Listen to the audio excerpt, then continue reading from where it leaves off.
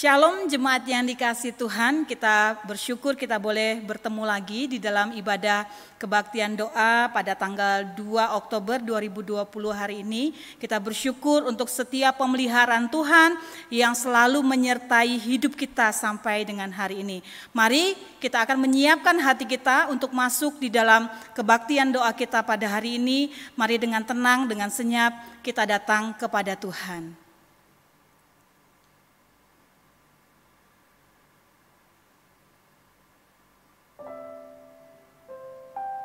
Amin.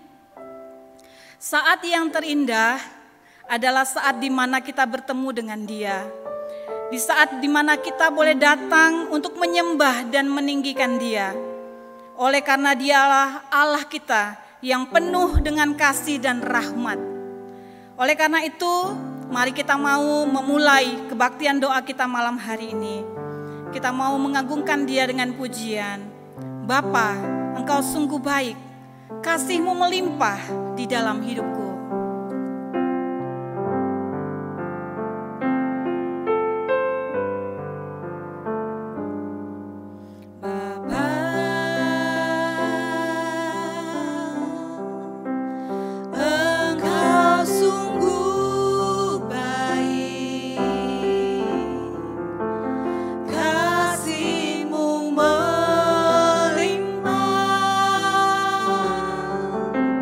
Di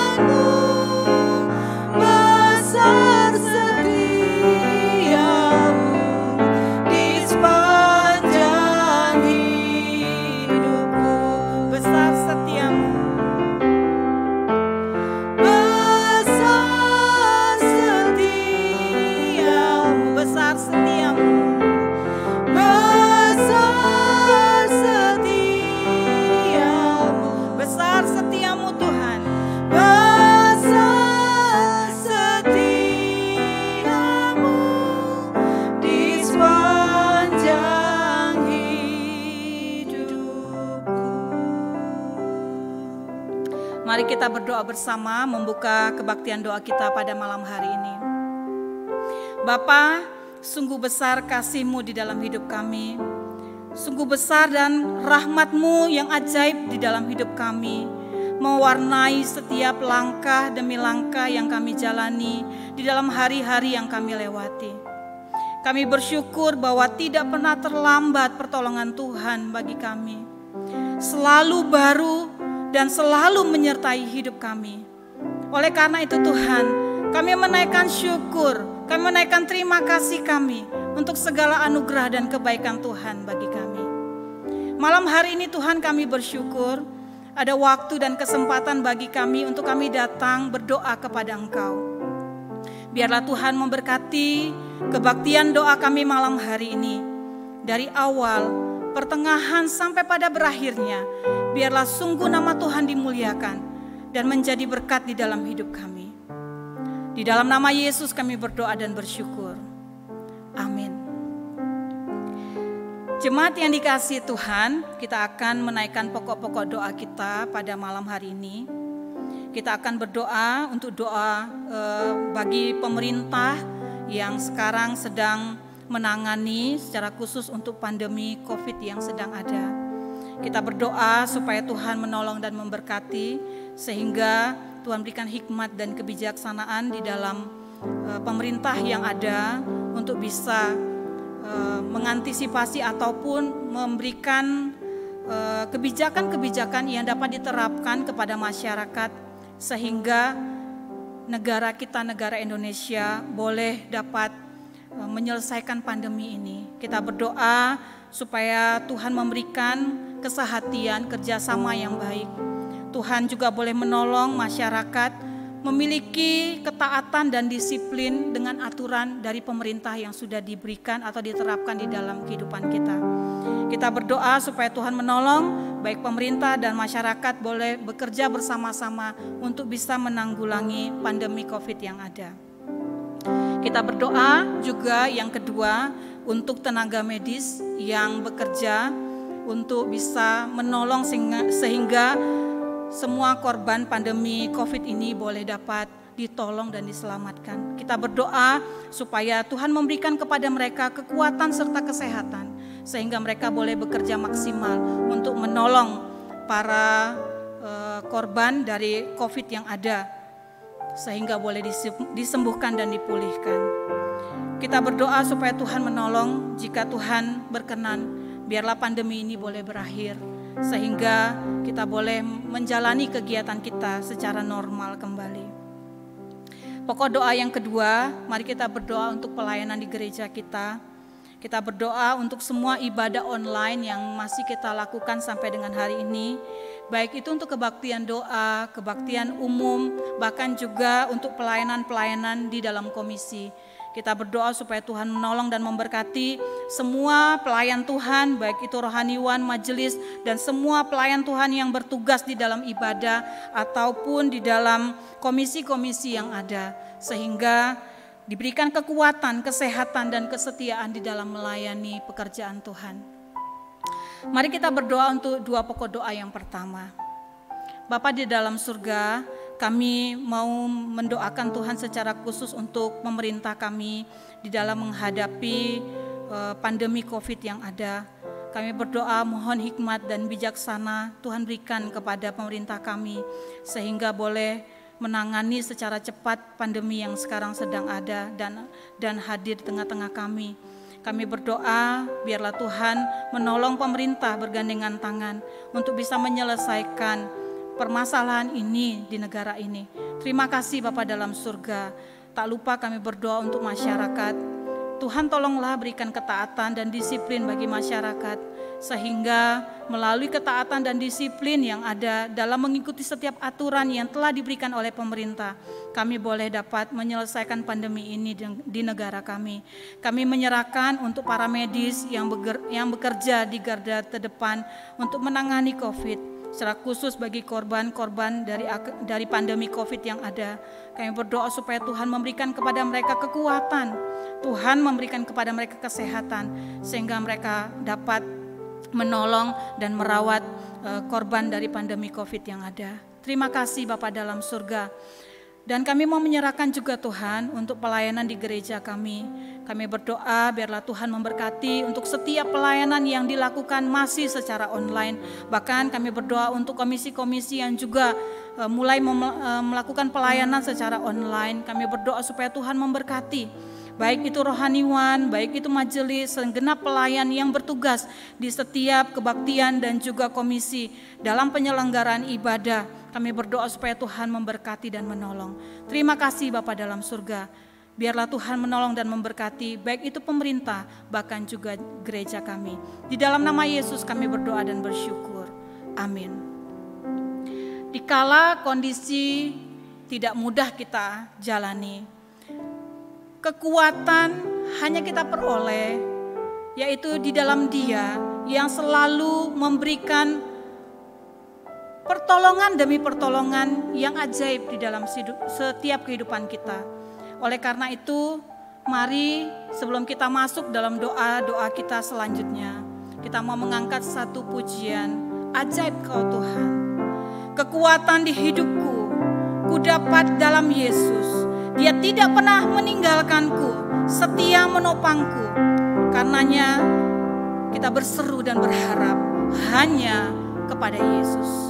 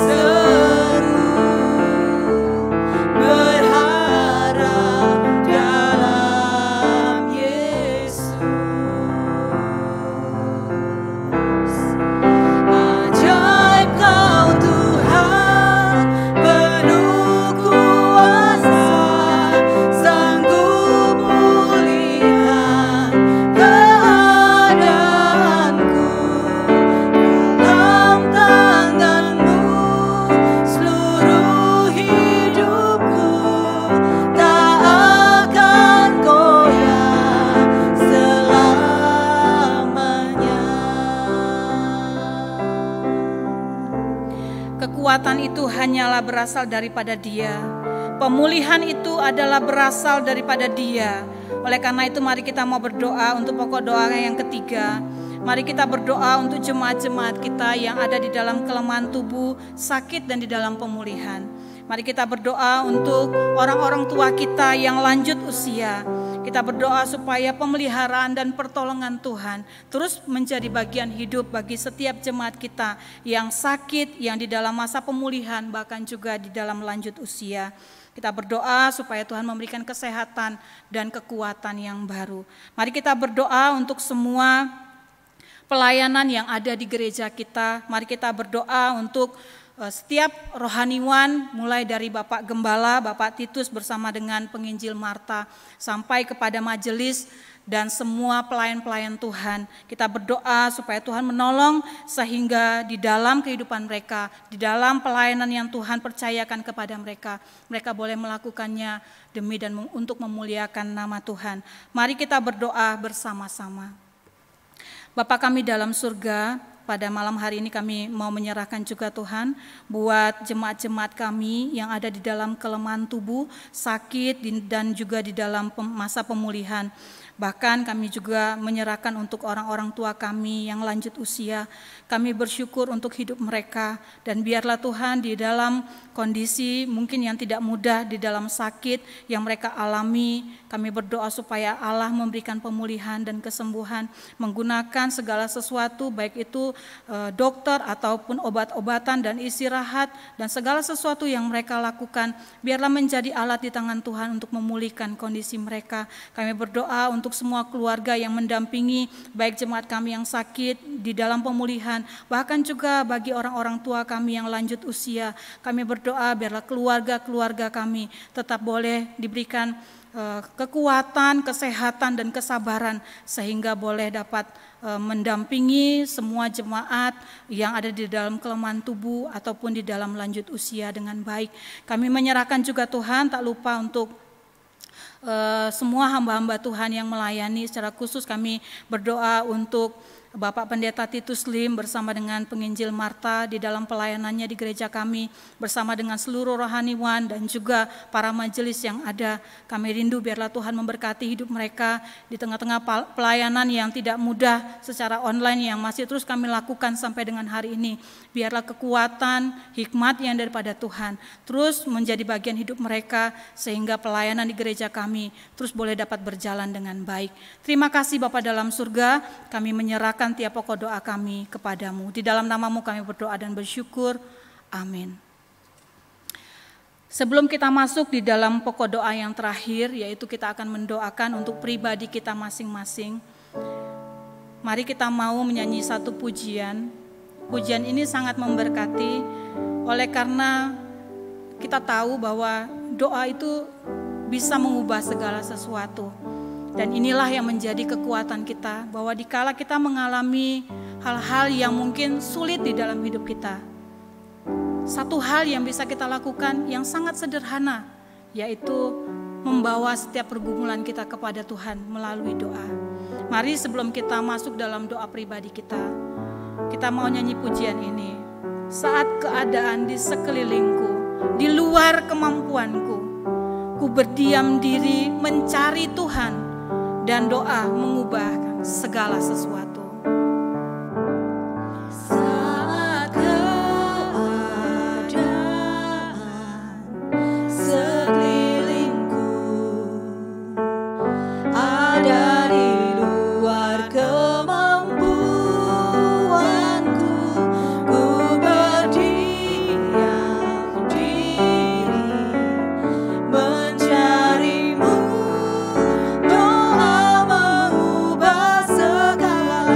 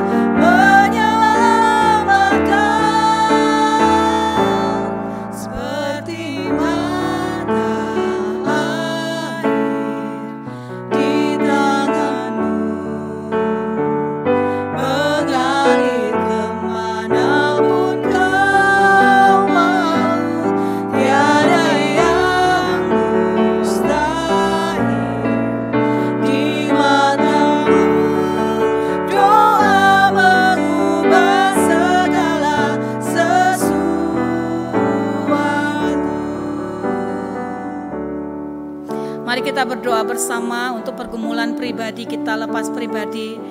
Kita berdoa untuk pergumulan keluarga kita, lepas keluarga, bahkan pergumulan di dalam pelayanan di gereja kita. Mari kita berdoa secara senyap di dalam hati kita masing-masing.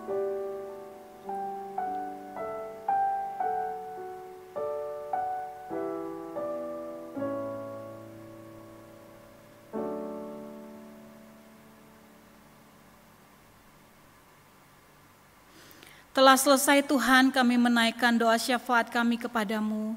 Biarlah apa yang kami telah naikkan kepadamu, baik itu di dalam pelayanan di gereja kami, pemerintah, dan juga pokok doa pribadi kami. Biarlah Tuhan Engkau maha mendengarkannya, Engkau akan menjawab seturut dengan karyamu di dalam hidup kami. Terima kasih Bapa dalam surga, kami menaikkan doa kami di dalam nama Yesus, Tuhan dan Juru Selamat kami yang hidup. Kami bersyukur dan berdoa. Amin. Jemaat yang dikasihi Tuhan, kita akan masuk dalam kebenaran firman Tuhan yang akan disampaikan oleh Bapak Pendeta Hendra Arifin. Mari kita menyiapkan hati kita dengan satu buah pujian. Firman-Mu, pelita bagi kakiku dan terang bagi jalanku.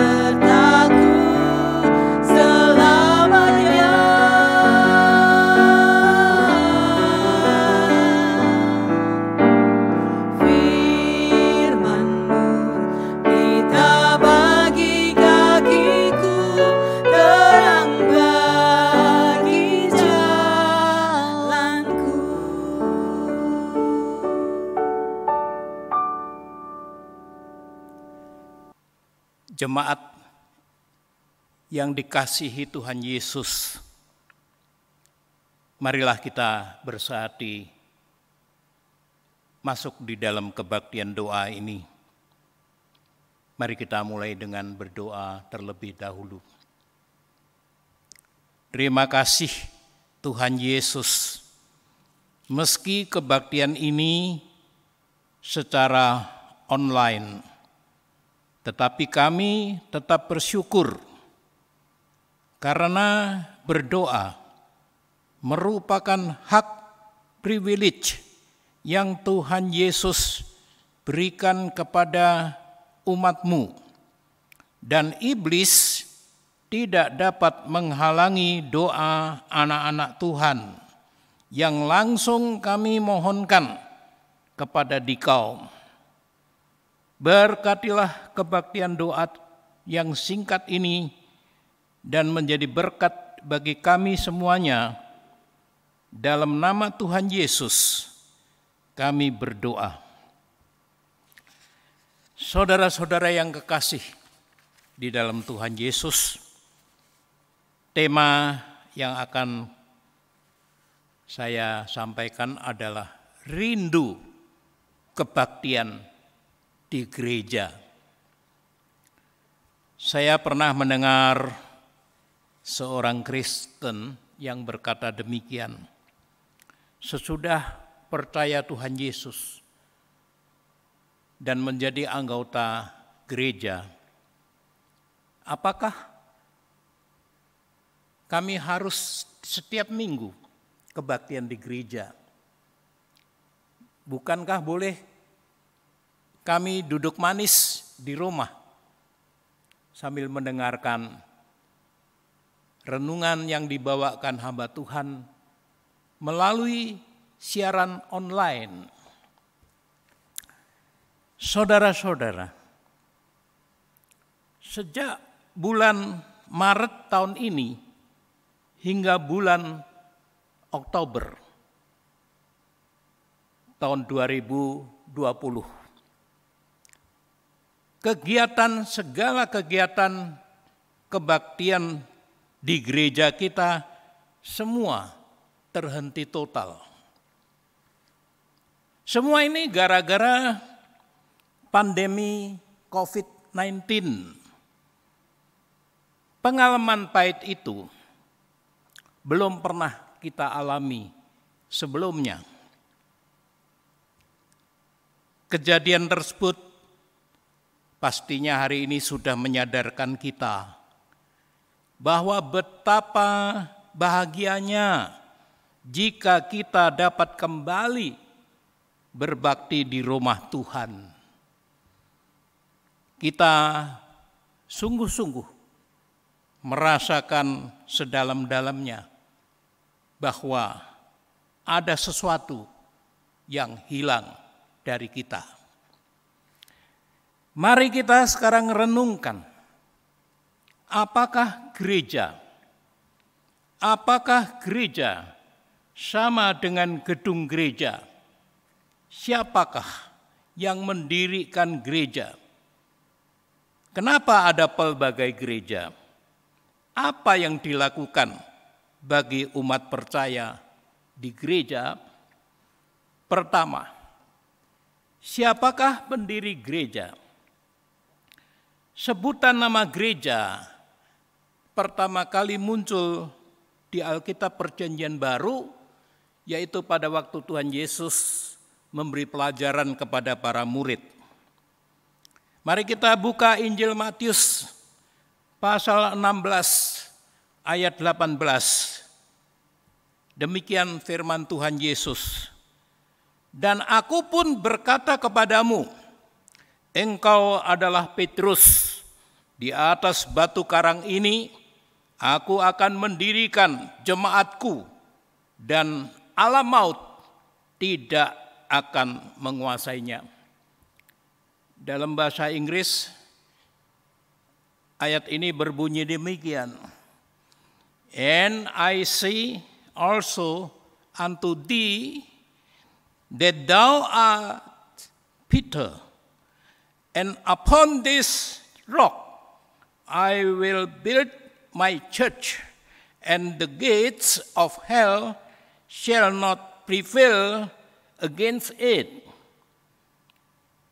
我要把我的教会建在这磐石上，阴间的权势不能胜过它。 Di sini Tuhan Yesus menyatakan dengan jelas bahwa Dialah yang empunya dan pendiri gereja.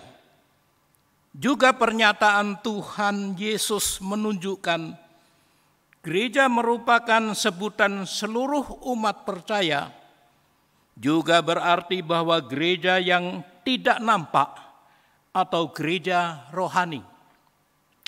Sebab gereja yang disebutkan di sini tidak menunjukkan tempat untuk berhimpun. Kita sering mendengar bahwa gereja itu milikku atau milik pendeta. Pandangan ini selain tidak tepat juga dapat menimbulkan konflik di dalam gereja.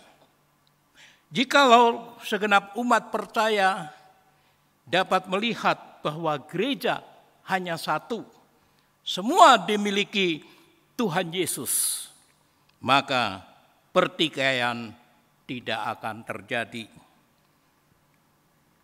Sesudah melalui sejarah gereja selama 2000 tahun, disebabkan tata cara kebaktian gereja berbeda, sehingga terbentuklah berbagai denominasi gereja.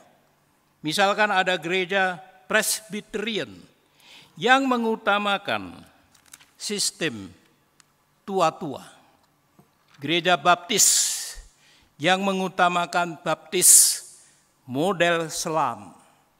Meskipun denominasi gereja berbeda, gereja tetap merupakan satu kesatuan yang adalah milik Tuhan Yesus. Di samping itu, ada gereja yang tidak termasuk suatu denominasi. Di dalam Alkitab juga disebutkan, sekelompok umat percaya yang rutin kebaktian di rumah juga disebut gereja. Di dalam surat 1 Korintus pasal 16 ayat 19, Rasul Paulus menyampaikan salam sebagai berikut. Salam kepadamu dari jemaat di Asia Kecil, Aquila, Priscilla, dan jemaat di rumah. Mereka menyampaikan berlimpah-limpah kepadamu. Seperti di negara yang tidak ada kebebasan beragama, di bawah tekanan dan penderitaan, maka umat percaya tetap mempertahankan kebenaran sejati. Mereka menjadikan rumah sebagai kebaktian rumah tangga. Kedua, apakah gereja?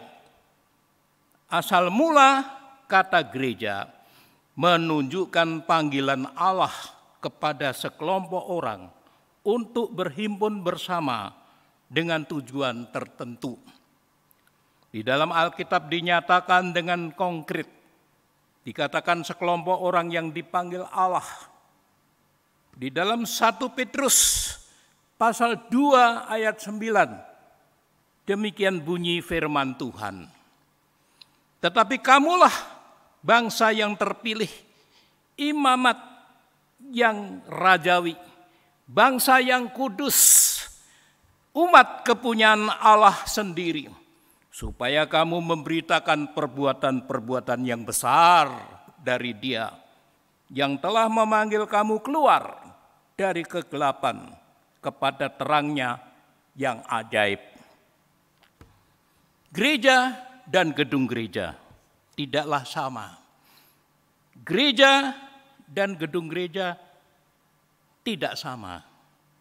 Sebab gereja menunjukkan berhimpunnya umat Kristiani, sedangkan gedung gereja hanyalah sebuah bangunan saja.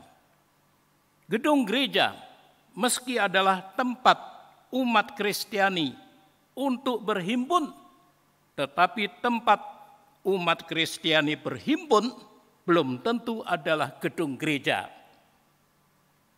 Karena gereja adalah terdiri dari himpunan sekelompok umat percaya, maka gereja merupakan kelompok yang hidup.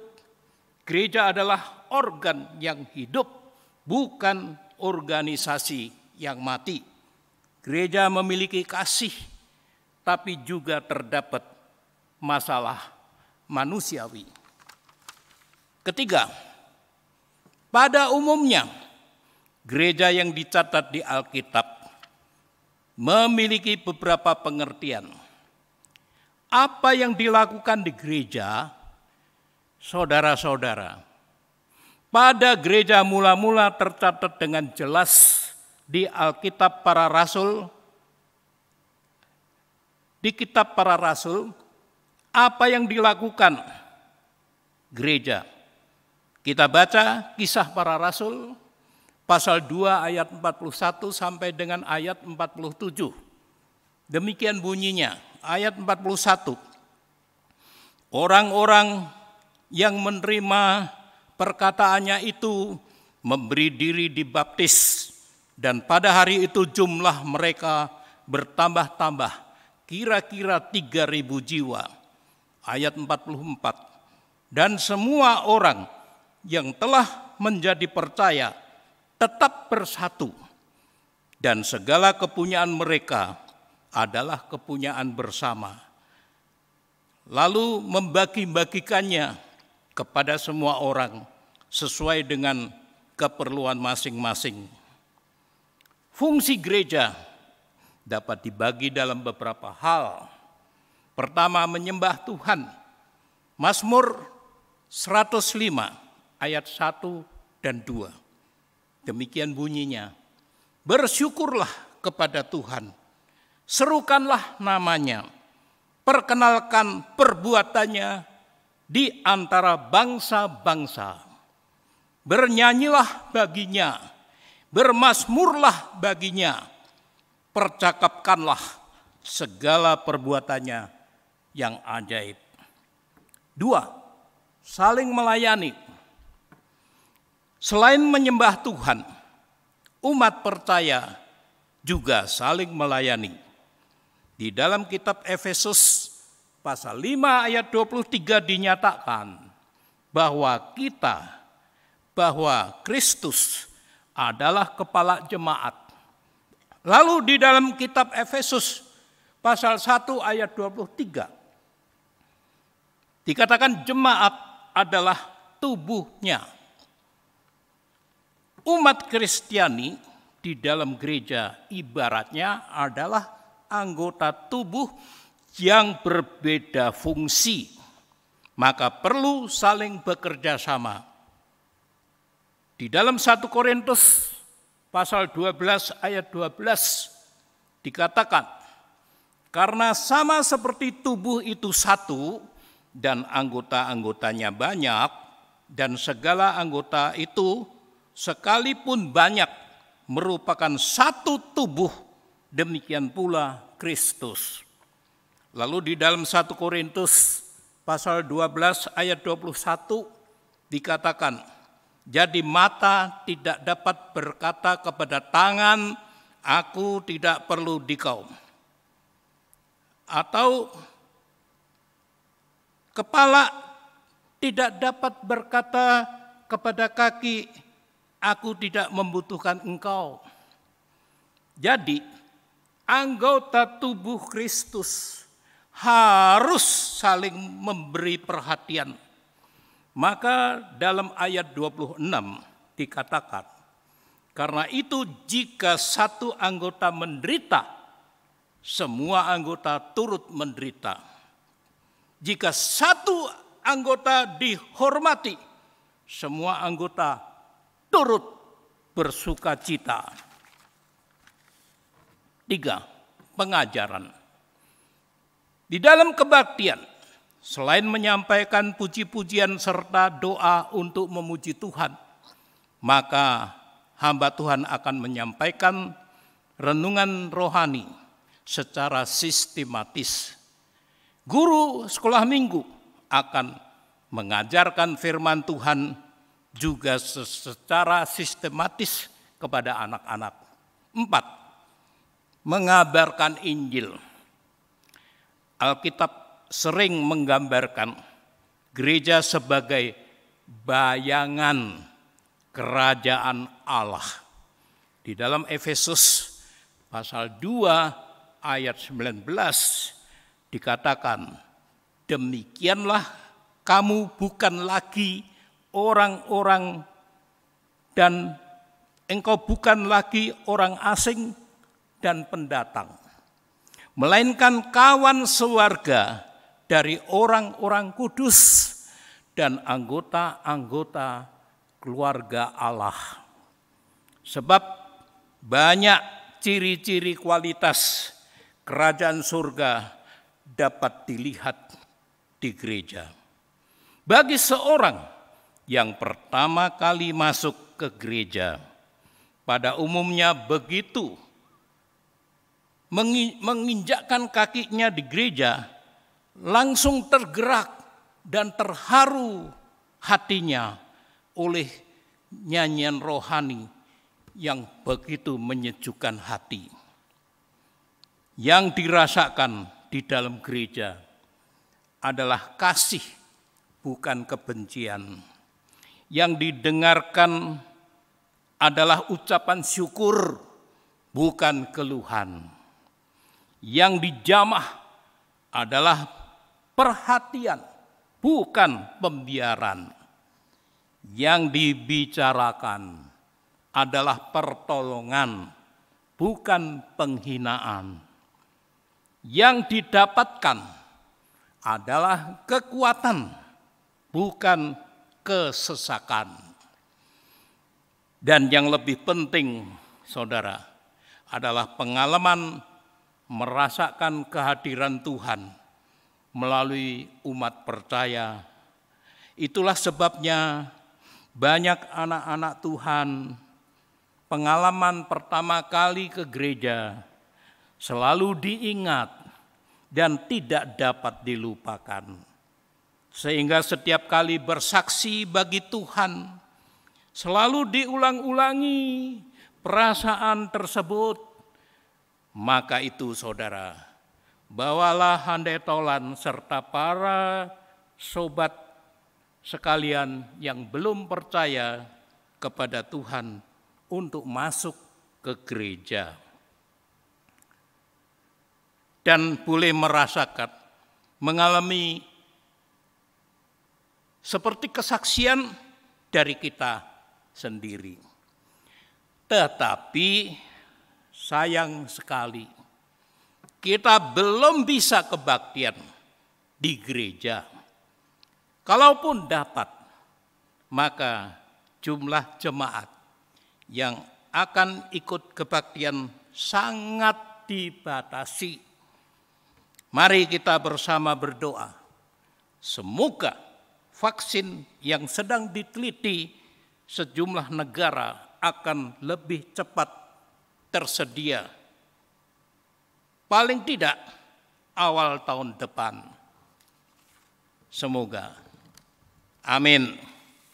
Mari saudara kita tutup dengan doa. Ya Tuhan Yesus, sekali lagi kami berdoa. Tuhan Yesus, gembala kami yang baik. Meskipun kami berdoa di rumah masing-masing, semoga kami tetap bersatu padu, mengasihi Tuhan Yesus, tetap bersekutu dengan semua anggota gereja meskipun tidak bertatap muka. Juga kami tetap berdoa agar vaksin dapat lebih cepat tersedia. Meskipun masih beberapa tahun lagi kami harus hidup bersama pandemi COVID-19, tetapi kami berharap dapat bersekutu kembali di rumah Tuhan untuk menyembah Dikau dan melayani Tuhan. Inilah kerinduan hati anak-anak Tuhan tentunya dan hamba-hambamu. Demikianlah kami berdoa di dalam nama Tuhan Yesus Kristus, Gembala kami yang baik. Amin. Kebaktian doa kita telah selesai, jemaat yang dikasihi Tuhan. Mari kita menenangkan hati kita sekali lagi untuk mengakhiri kebaktian kita malam hari ini.